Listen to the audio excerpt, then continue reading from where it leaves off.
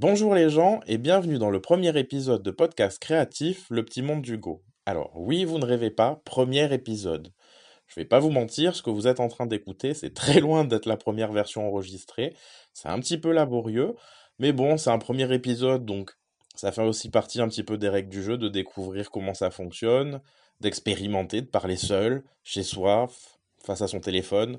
Ça reste quand même un petit peu bizarre, donc là j'ai une petite pensée pour toutes les podcasteurs et les podcasteurs, pardon, quand ils nous disent oui, oh bah ça fait un petit moment que j'ai pas tourné, c'est dur de reprendre l'habitude, etc. Je comprends tout à fait. J'espère juste que pour le premier épisode, je vais pas trop bafouiller, pas trop faire de à rallonge dans les phrases, afin que ce soit le plus agréable pour vous à écouter et qu'on passe un bon moment tous ensemble. Bon, allez, ça sert à rien de tourner autour du pot, rentrons dans le vif du sujet. Alors, pour ce premier épisode, j'ai décidé de le structurer en parties pour que bah, s'il y a des parties qui vous intéressent pas, vous puissiez les sauter. Je mettrai tout ce qui est repères temporels dans la description, dans la barre d'infos.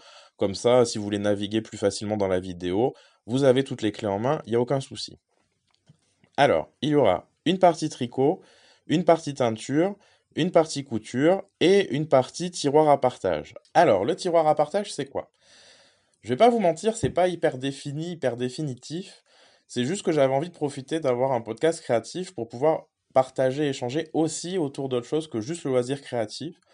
Donc, je pense que ça va vraiment, principalement se baser sur mes découvertes du moment. Et après, ça pourrait être vraiment dans différentes, entre guillemets, catégories. Ça pourrait être de la musique, des films, des expos que j'ai été voir, ou plus généralement des artistes et leur travail, que ce soit photo, sculpture, peinture, enfin, bon, voilà. Peut-être aussi des fois un peu des jeux vidéo ou des bières, voilà, parce que je suis amateur de bière aussi. Enfin, voilà, ça dépendra un petit peu des envies du moment. C'est voilà, un espace de liberté que je me laisse pour pouvoir aborder d'autres sujets que juste le loisir créatif avec vous. Là, pour cet épisode-là, je ne l'ai pas encore enregistré, c'est pas encore définitif. Donc, si vous avez la curiosité, eh ben, restez jusqu'à cette section-là et vous verrez bien qu'est-ce qu'il y a dedans. Parce que même moi, je suis pas encore sûr de ce que je vais mettre dedans. Donc voilà. Partie tricot. Alors, pour commencer la partie tricot, je vais vous parler de mon dernier projet fini. Il s'agit d'une écharpe de Suzanne Sommer. J'allais prononcer le nom, mais en fait, je me rends compte que c'est quand même hyper risqué. Bon, allez, je me lance. Hubert Biesd.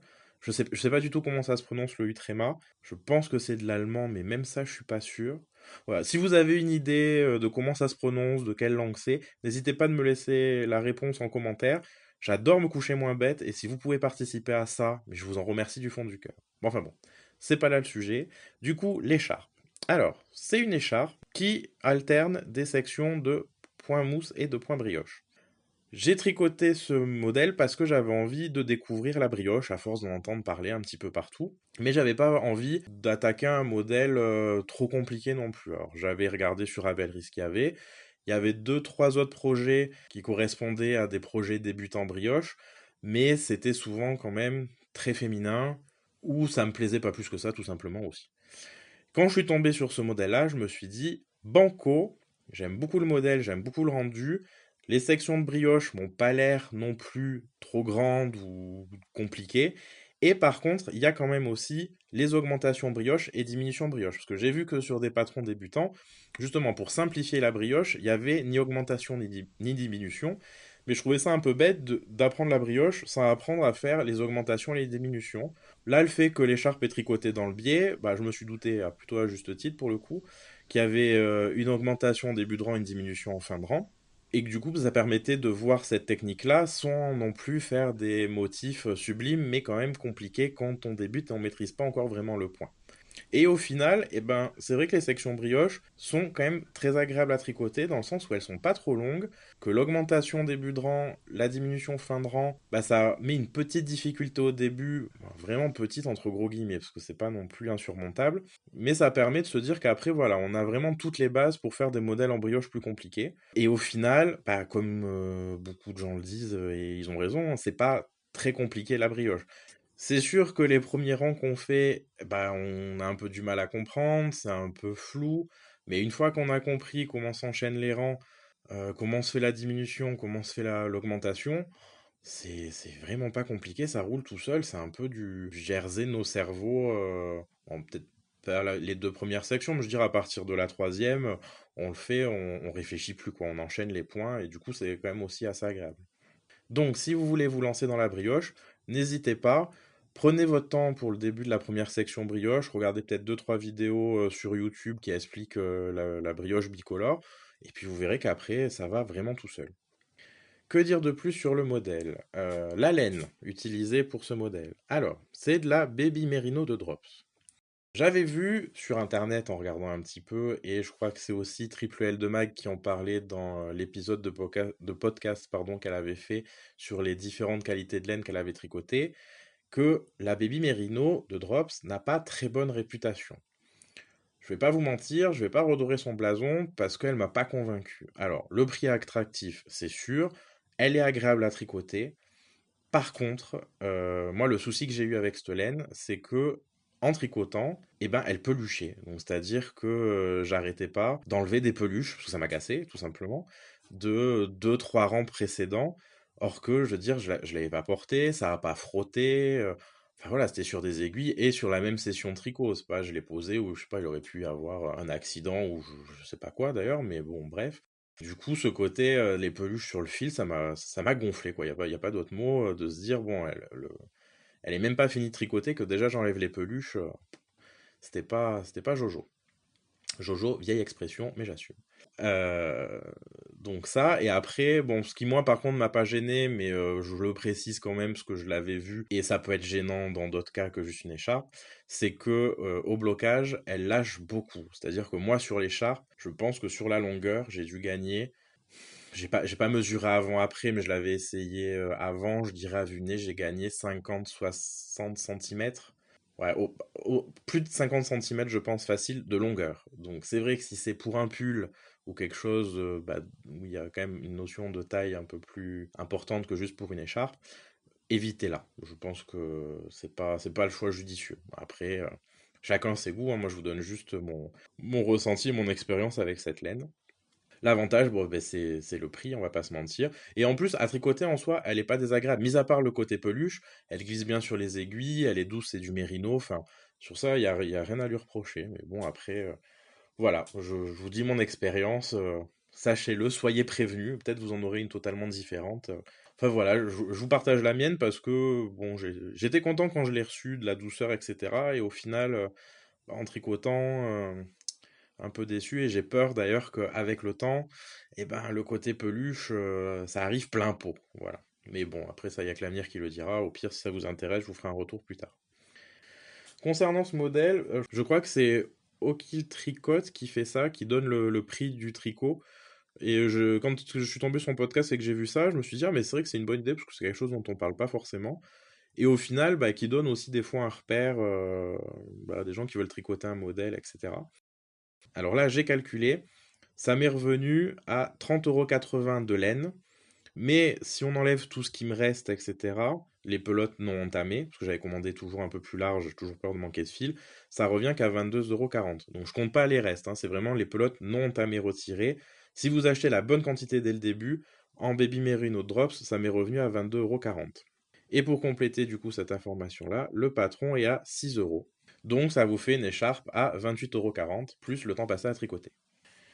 Voilà, que dire de plus sur cette écharpe? Moi, c'est un gros coup de cœur. Depuis qu'elle est finie, je ne mets qu'elle parce que, bon, j'ai pas non plus un choix d'écharpe et de châle démentiel vu que je tricote pas non plus depuis des années et des années.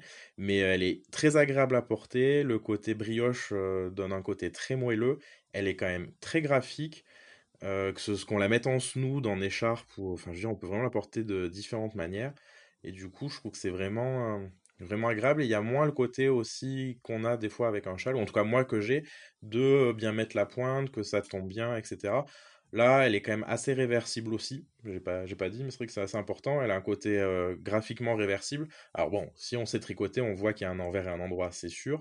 Mais les deux côtés font très propre.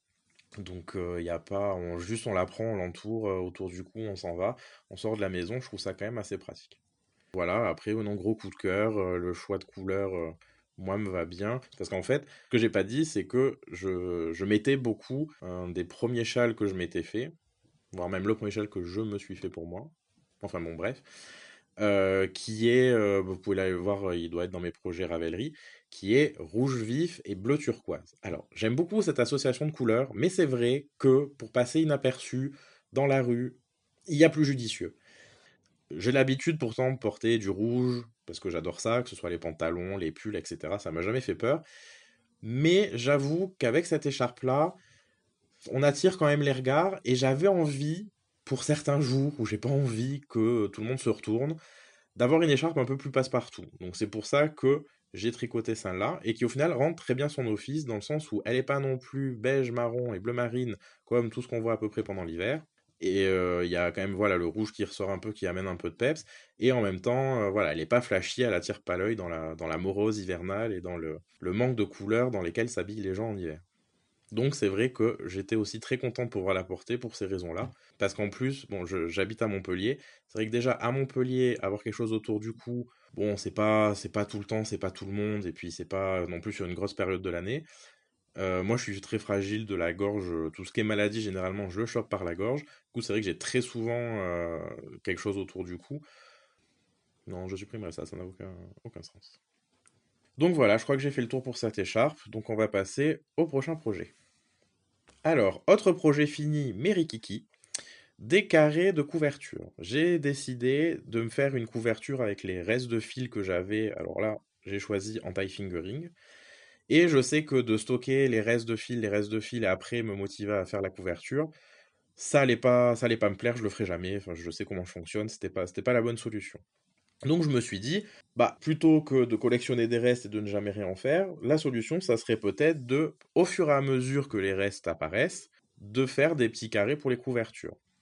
Au début, j'étais parti sur la memory blanquette, parce que je trouvais que c'était joli, puis il y avait un côté pratique de pas assembler les carrés, etc. Mais j'avais peur, honnêtement, aussi un peu de m'embêter en la tricotant.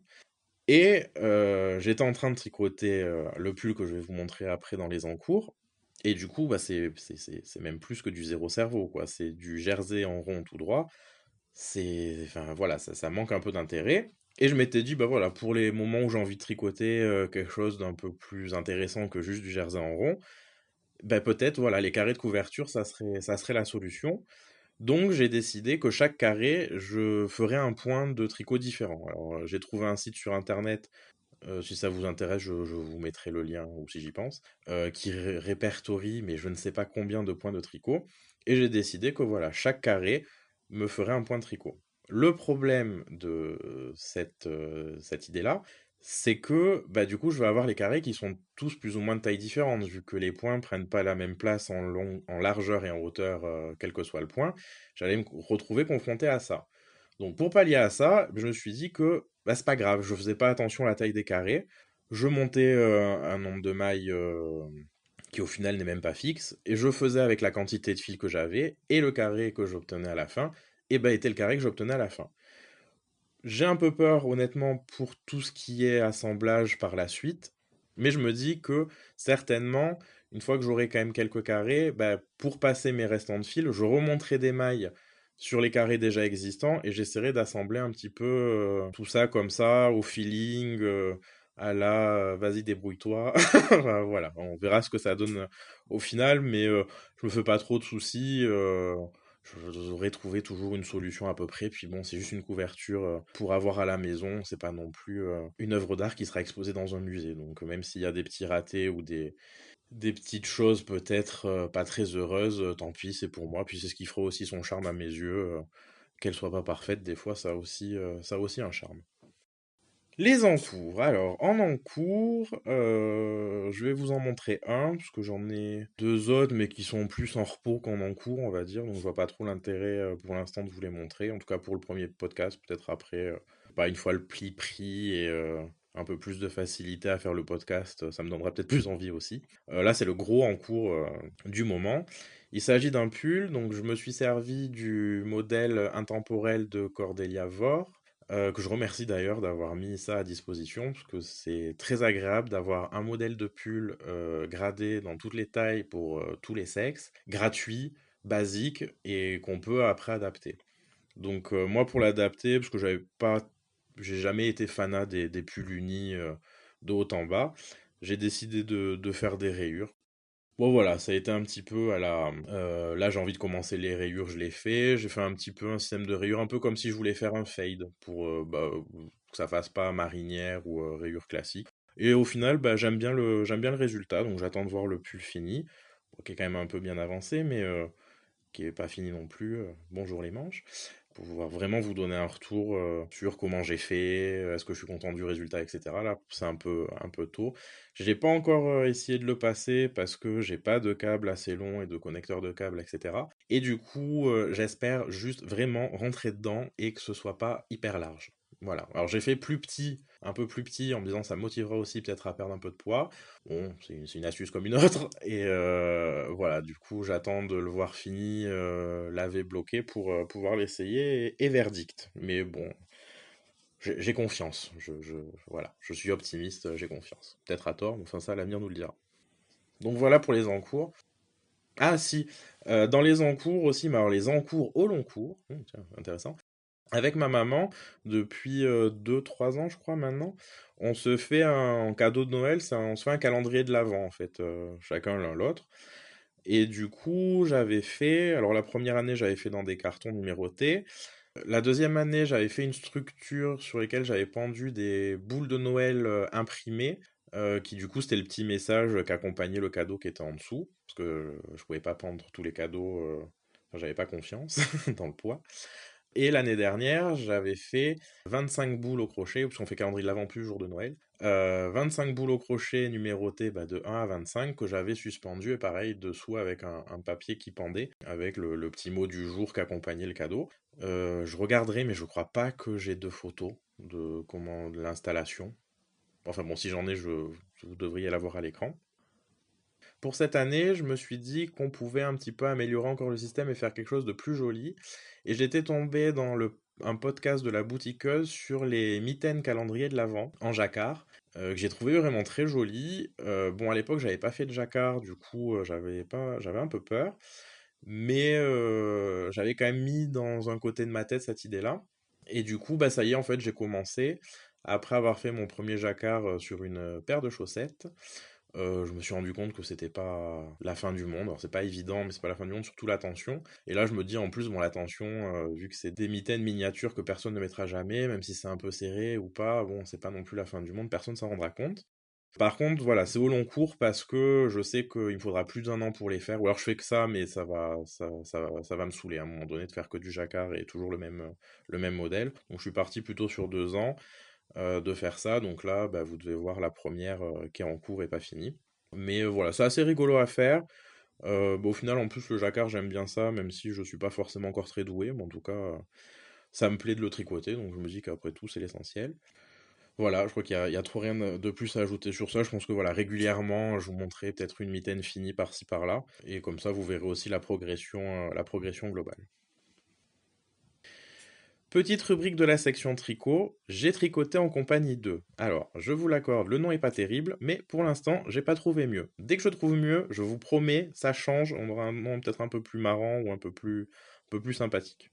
Le tout étant, le principe de la rubrique, c'est de vous présenter un podcast que tricot, principalement, que je regarde bah, souvent du coup en tricotant, pour vous le faire découvrir si jamais vous ne le connaissez pas.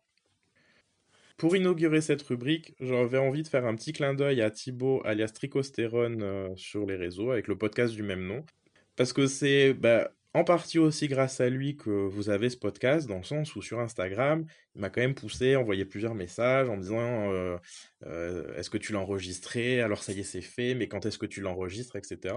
Et je pense que bah, il a été aussi la motivation supplémentaire qui manquait pour franchir le pas. Donc, merci Thibaut. Et surtout aussi, merci pour tes podcasts de tricot au masculin, parce que dans la communauté francophone, il n'y en a pas non plus des masses.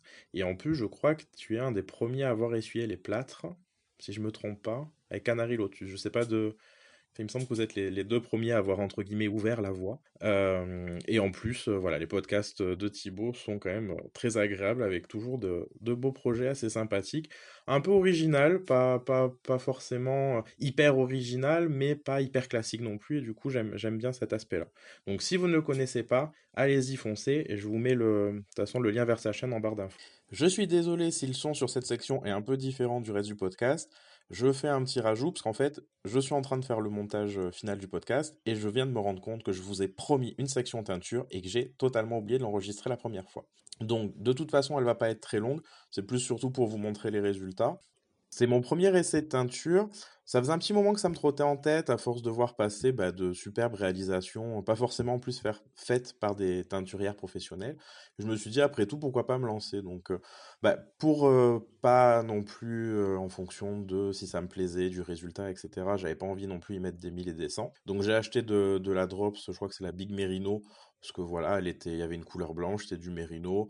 C'était pas de la fingering, enfin, je me disais, voilà, ça me tentait bien pour essayer. Je crois que j'en avais pris 10 pelotes, il me semble. Et ça faisait plus d'un an, je pense, que je mettais tout ce qui était pelure d'oignon de côté, depuis que j'avais vu que on pouvait faire de la teinture à l'épluchure d'oignon, qui avait pas en plus besoin de mon redançage. Enfin, je veux dire qu'en première teinture, c'était vraiment une bonne idée. Du coup, j'ai commencé un petit peu à bidouiller, à essayer de faire des mélanges. Donc, il y a des écheveaux où j'avais mis beaucoup de pelure dès le début pour voir ce que ça donnait. Après, j'en ai reteint dans un bain d'épuisement. Et puis, de voir ces deux couleurs, je me suis dit, ah, ça serait bien si j'arrivais à faire une couleur un petit peu au milieu entre les deux pour faire comme un fade ou voilà, avoir des couleurs assorties et dans un esprit de dégradé. Du coup, j'avais noté les pesées, etc. Et j'ai refait. Donc, on voit bien que c'est légèrement moins foncé que le premier bain très foncé, mais c'est pas non plus vraiment entre les deux. C'est un peu trop proche. Enfin, ça fait pas un lien. Je trouve qu'il manque un peu une couleur entre les deux. Bon, c'est comme ça m'empêchera pas de l'utiliser. J'avoue que ça m'a donné très envie de réitérer l'expérience parce que je me suis beaucoup amusé à faire ça. Et c'est vrai je crois que c'est By Night Création qui le dit, un côté un peu petit chimiste, un peu expérience, on sait pas ce que ça va donner, etc. Et c'est vrai que j'ai beaucoup apprécié cet aspect-là. Et puis bon, la couleur de laine me plaît énormément. Et c'est vrai que vu que c'est de la teinture naturelle, en fonction de la luminosité, etc., ça rend pas pareil. Donc c'est très intéressant aussi comme coloris.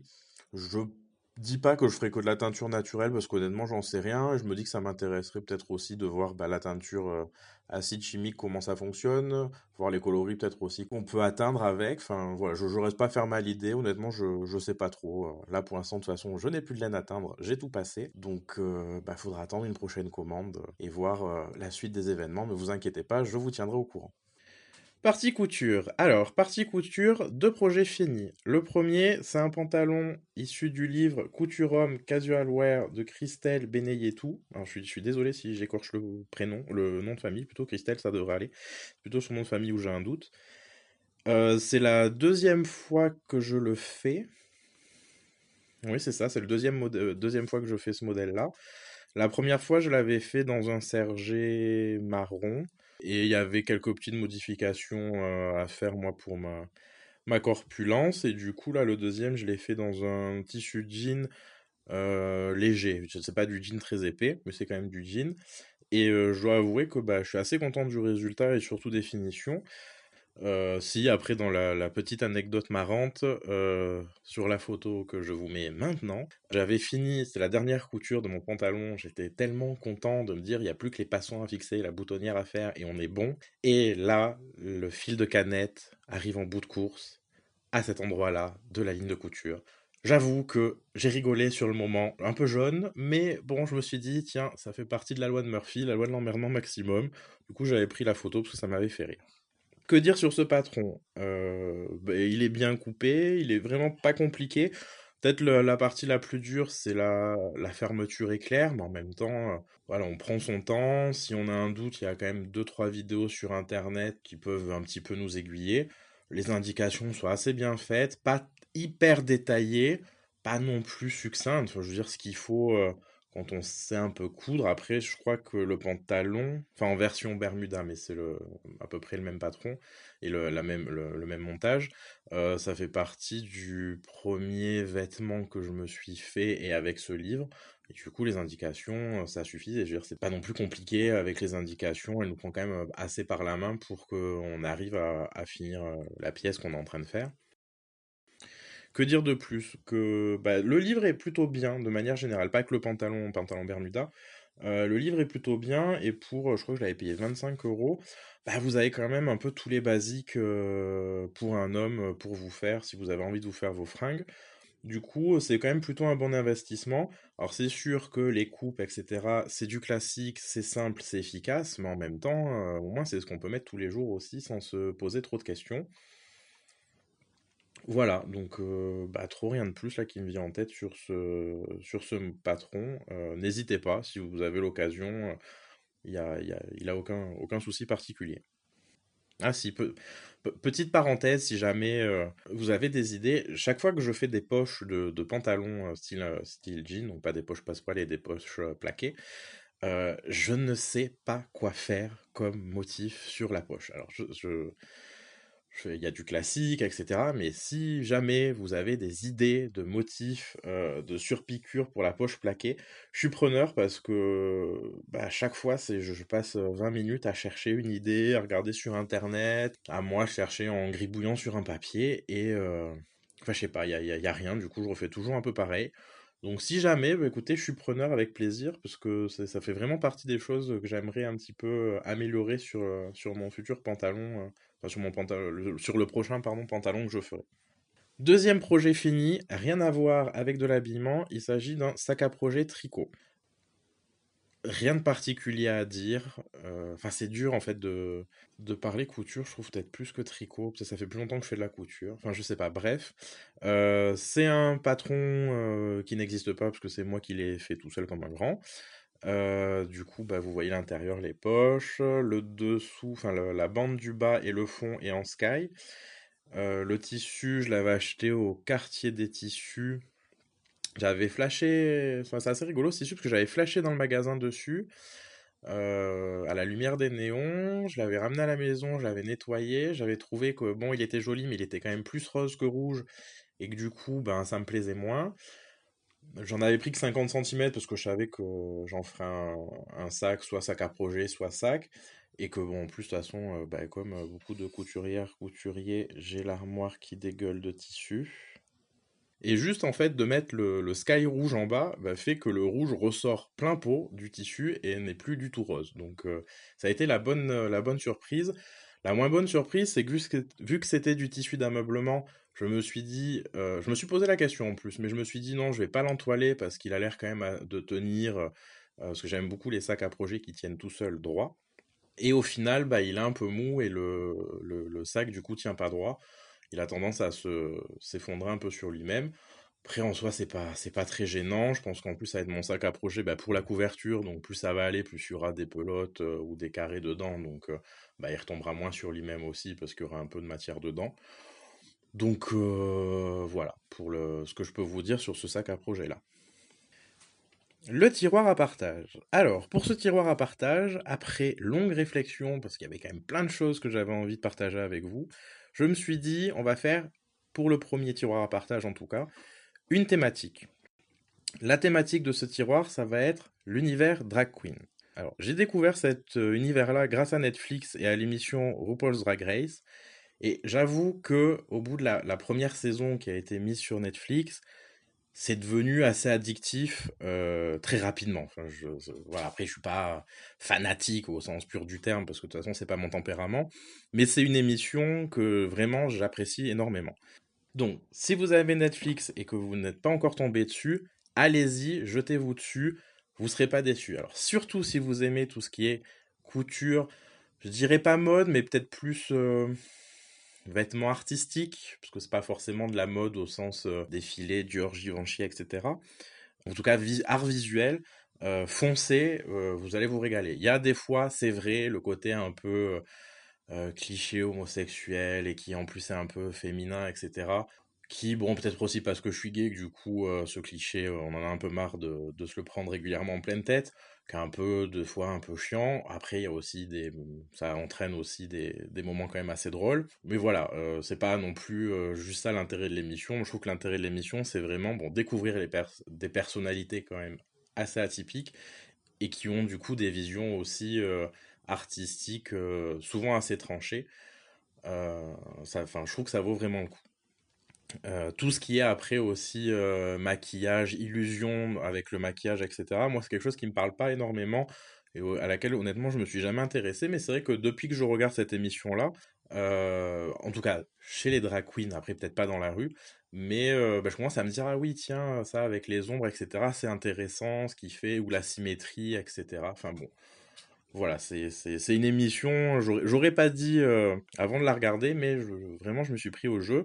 Et là, à l'heure actuelle, on s'est tellement pris au jeu, même avec mon chéri, qu'il y a la saison 11 qui est diffusée, on la regarde en J+1, on la récupère sur Facebook, etc. pour suivre épisode par épisode, parce que c'est la première saison du coup, où il n'y a pas tout disponible sur Netflix, et on peut vraiment suivre semaine par semaine sans savoir aussi le vainqueur, parce que bon, des saisons qui se sont passées il y a plus de 2-3 ans, forcément, on a été spoilé sur le gagnant, du coup, il y a un côté un peu moins hasard.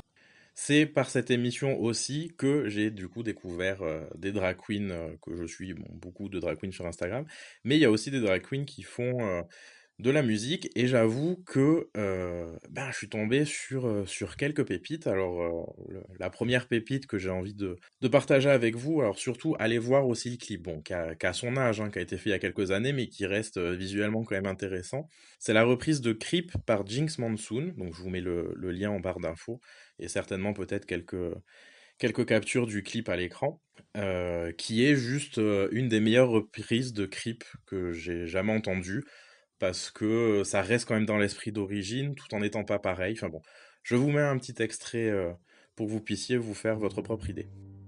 But I'm a creep, I'm a weirdo. What the hell am I doing here? I don't belong here. I don't care if it hurts. I wanna have control. I want a perfect body.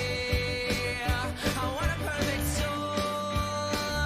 I want you to notice when I'm not. Toujours Jinx Monsoon qui a sorti un album dernièrement, bah, son single de ce dernier album, où pareil, le clip visuellement m'a juste ben, scotché sur ma chaise, et la chanson, et j'aime énormément aussi, c'est Cartoon and Vodka. Donc pareil, je pense que là vous devez avoir quelques visuels. Le principe du clip, c'est son personnage mis dans tout ce qui est BD ou dessin animé qui assez culte quoi, qui ont marqué leur génération. Et du coup, c'est un enchaînement de nostalgie, de revoir ces esthétiques, en plus de les voir enchaîner, de voir vraiment aussi les caractéristiques de chacune, etc. C'est très intéressant et moi, ça m'a vraiment plu. Et la chanson est juste géniale aussi. L'album aussi, de manière générale, les deux albums de Jinx Monsoon, peut-être plus le dernier que le premier, allez-y les yeux fermés. Si vous aimez ce style-là un peu de cartoon et de vodka, je trouve qu'il est assez représentatif quand même de l'album. Vous pouvez y aller, je crois qu'il est sur Spotify, enfin, je veux dire, vous le trouvez sur toutes les plateformes habituelles. Vous pouvez jeter une oreille pour vous faire une idée peut-être plus complète. Donc, je vous mets un extrait. You see, I'm tired, I'm spent, I'm really feeling my age. You know, life is twice as hard when you're living half on the stage. And I barely have the energy to sing you this song. So let's get some cartoons and vodka and do them all night long. On change de drag queen et de style radicalement de musique. Alors là, on est beaucoup plus dans tout ce qui est, on va dire, culture gay, sans du tout un côté péjoratif ou quoi que ce soit. Plus festif, plus boîte de nuit. Moi, c'est des musiques que j'aime beaucoup pour le sport, parce que ça bouge, parce que c'est efficace, parce que voilà, enfin pour le sport, j'ai pas forcément envie d'écouter du Brel ou du Barbara, hein, tout simplement. Donc voilà, donc il s'agit d'Alaska.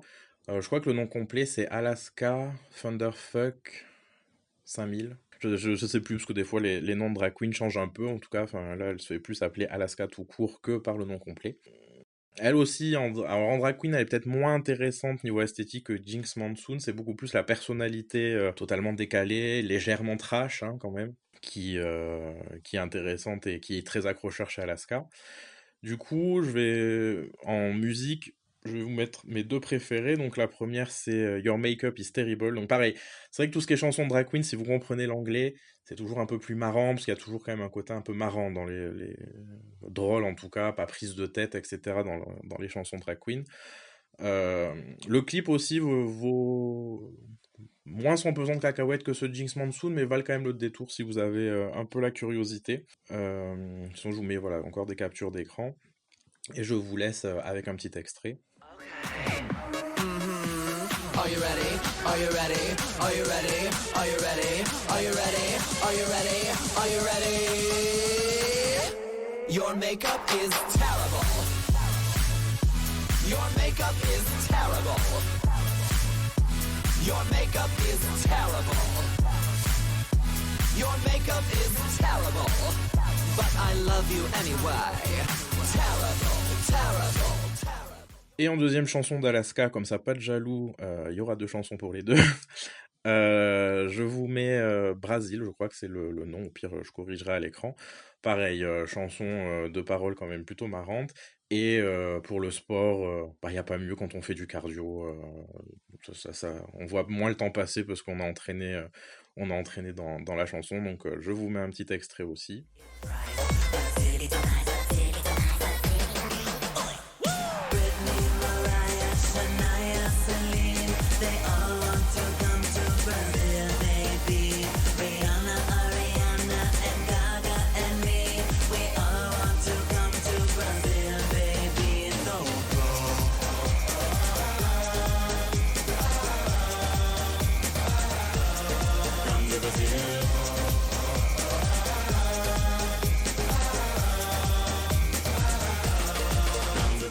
On repasse à un style radicalement différent avec la drag queen Violette Chachki et sa chanson A Lot More Me. Alors, c'est pas une drag queen qui a fait beaucoup de chansons, mais ce que j'ai beaucoup aimé, c'est que, alors le clip, pareil, vaut vraiment le détour. Niveau esthétique, alors elle, c'est plus esthétique fashion, habits, etc. Mais ce que j'ai beaucoup aimé, c'est que elle a une esthétique qui lui est vraiment propre, un petit peu années 60. 60, oui, c'est ça. Et je trouvais que voilà, de reprendre, enfin faire de la musique qui colle avec son esthétique, bah ça fait quand même un tout très cohérent. Et en plus, je trouve que la chanson est un peu jazzy, un petit peu tout en délicatesse, bah, j'aime vraiment beaucoup cette chanson aussi. Donc je vous mets un petit extrait maintenant. I keep it hush hush. I take my time and I tease him. You know I never rush. He likes my taste, he likes my waist, he likes the cream on my crop. And when I'm done, I am the one, always ending up on top. He gives me rhinestones, diamonds, you know I want them all. He likes my cakes, he likes to eat them, leave me climbing the wall. But when I wake up in the morning, all I wanna see is a little less you and a lot more me. Voilà, petite mention pour finir avec Violette Chachki. Elle a ouvert sa chaîne YouTube il y a pas très longtemps et il y a 2 ou 3 vidéos qu'elle fait avec une autre drag queen que j'aime beaucoup qui s'appelle Katia, où elle regarde en fait ensemble des vieux défilés des années 90 et qu'elle commente et c'est assez marrant et c'est assez intéressant aussi. Enfin voilà, si vous avez un peu de temps à perdre, que ça vous intéresse, ça vaut le coup d'œil. Enfin moi j'ai passé un bon moment en regardant ces vidéos. Pour conclure et refermer ce tiroir à partage, une dernière petite chanson d'une drag queen. Pareil, encore un autre style. Alors là, on est dans l'Amérique profonde, pure et dure, avec de la country. C'est Trixie Mattel, donc qui est une drag queen, elle aussi, qui a une esthétique très tranchée, très à elle, très... comme elle dit elle-même, dans le milieu du spectacle, on dit il faut te maquiller pour la personne qui est au dernier rang. Elle se maquille pour la personne qui est encore qui est au fond de la rue. Ça se voit, je veux dire, voilà. Du coup, elle est reconnaissable en plein. Et ce que je trouve par contre très intéressant, c'est que dans tout ce qui est sa musique, qui est bon, de la country, que je trouve plutôt de qualité, après je suis pas un expert en country, c'est que son personnage chanteur est elle au masculin en fait, n'est pas son personnage de drag queen, or qu'elle s'est fait connaître quand même pour son personnage de drag queen, et que son nom de scène est son personnage de drag queen, même dans la chanson. Donc je trouve ça assez rigolo ce petit clin d'œil et ce côté quand même de très séparer les deux. Ça fait partie des rares drag queens à vraiment séparer les deux et jouer sur les deux images totalement, une sans déguisement, l'autre totalement en drag. Du coup je vous mets ma chanson préférée de Trixie Mattel, tout de suite un petit extrait.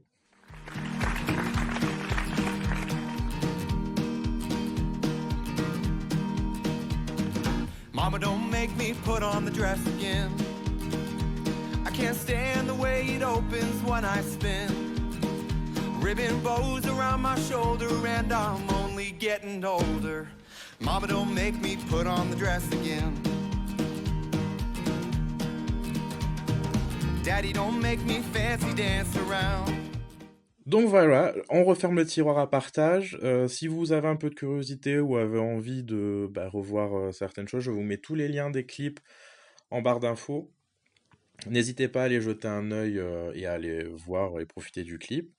Le prochain podcast, le tiroir à partage, sera encore totalement différent. Je sais pas si je garderai l'idée de la thématique et essayer de tout lier ou si ça sera juste peut-être des choses peut-être plus ponctuelles et pas forcément avec des liens entre elles. Là, vu qu'il y a la saison 11 qui est en cours et que je suis, ça me semblait, je sais pas, je pensais à ça, je trouvais que c'était un peu intéressant aussi l'univers drag queen qui est, bon, certes de plus en plus à la mode, du coup aussi quelque part de plus en plus perverti malheureusement, mais qui reste quand même intéressant et surtout je trouve dans le loisir créatif, hein, c'est une source d'inspiration et d'idées des fois d'assortiment de couleurs, de tenues. Alors c'est sûr que ce qu'elles mettent, c'est pas mettable dans la rue ou même pour une soirée, hein, mais enfin dans les trois quarts des cas. Mais voilà, je trouvais que niveau créativité, ça valait vraiment le détour. Voilà, je crois que j'ai fait le tour. Ce podcast est fini. Je vous remercie si vous êtes allé jusqu'au bout, si vous avez tenu bon. J'espère que vous avez passé un bon moment. N'hésitez pas à laisser un petit commentaire, ça fait toujours plaisir. Puis d'avoir des retours, hein, même s'il y a des choses que vous n'avez pas aimées, que vous trouvez qu'il faut que je change ou que j'améliore. Tant que c'est dit avec respect et sans méchanceté, moi, il n'y a aucun souci. Au contraire, n'hésitez pas. Voilà, après, si vous souhaitez être au courant de la diffusion du prochain podcast, s'il a lieu, n'hésitez pas à vous abonner. Bon, vous connaissez la chanson, je vous laisse gérer. Je vous souhaite de belles réalisations, de bons loisirs créatifs, quels qu'ils soient. Amusez-vous, profitez, faites-vous plaisir, c'est bien là le plus important. À la prochaine!